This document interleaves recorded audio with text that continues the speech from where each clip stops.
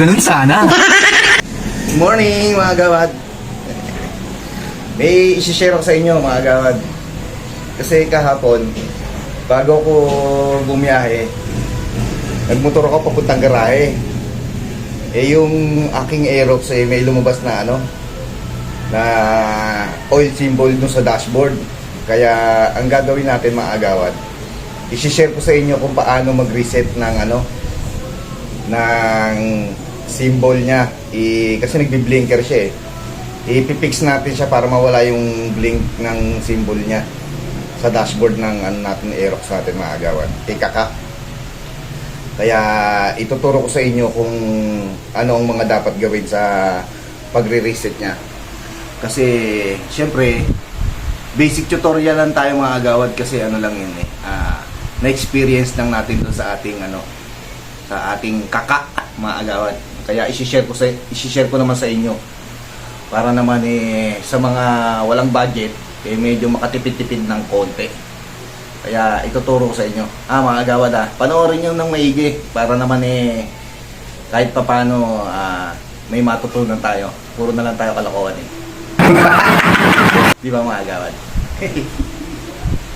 Masyado kasi tayong nag-i-enjoy. Medyo mag-share naman tayo ng konting kaalaman sa mga natin, mga kagawad natin dyan, na mga mahilig mag-rides, di ba?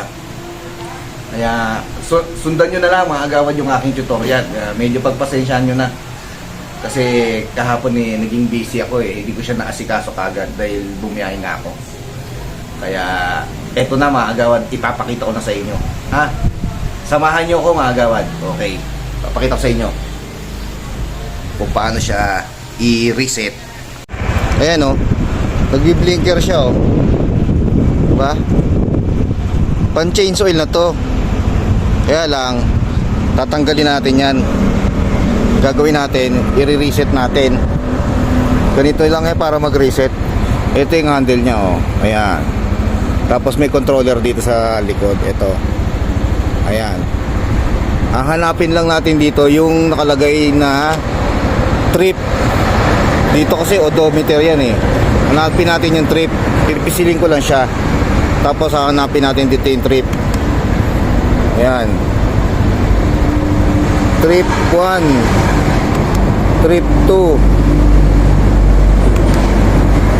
Ano yan? F6, F echo, AB, F echo. Tapos battery, trip. Ayan, hanapin yung trip na yan Tapos ipipress lang natin to. Ipipress lang natin para mag-blinker siya. Yan, press lang natin ayan, nag-blinker na. Tapos bitaw. Tapos press ulit natin. Yan. Diba? Patayin natin. Check natin kung gagana pa siya.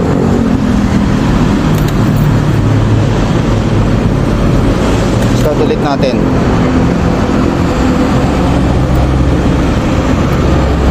Nag-blinker pa rin. Ba't ganon? Hanapin natin yung trip.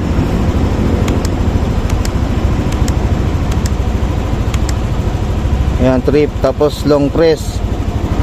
Nag-blinker na. Bitaw. Tapos pindot ulit. Ba't ganon?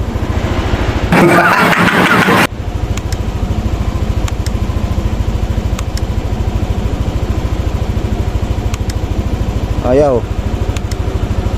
Ano nangyari dyan?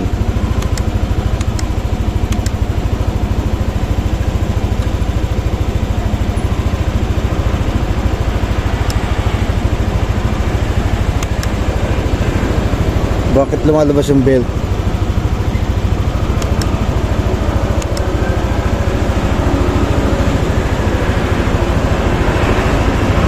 Ayaw Medyo inaluan ko na ng konting kalokohan mga agawad. Pero seryoso, ito ituturo ko na sa inyo yung tamang proseso sa pagre-reset ng ng oil engine sa dashboard ng Aerox mga agawad. Natatawa lang ako sa unang ginawa ko eh. Shinare ko lang sa inyo yung nangyari ng una. Kaya ganun yung yung aking paliwanag mga agawad.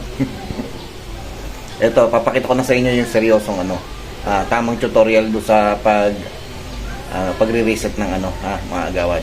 Panoorin nyo na, seryoso na to. Ayan, magbi-blink. Hanapin mo yung trip.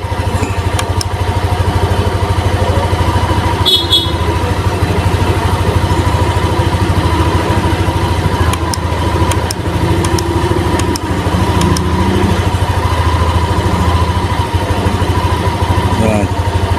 Long press mo lang mga agawad. Tapos magbi-blink na siya. Tapos bitaw, tapos long press mo ulit. Yan, nawala na siya, di ba? Ayan, okay na, mga agawad. Di ba? Ayan. Okay na yung ating oil change. Ayan, yung blinker niya nawawala na. Di ba? Okay na yun. Okay? That's it. Agawad, dami mo alam.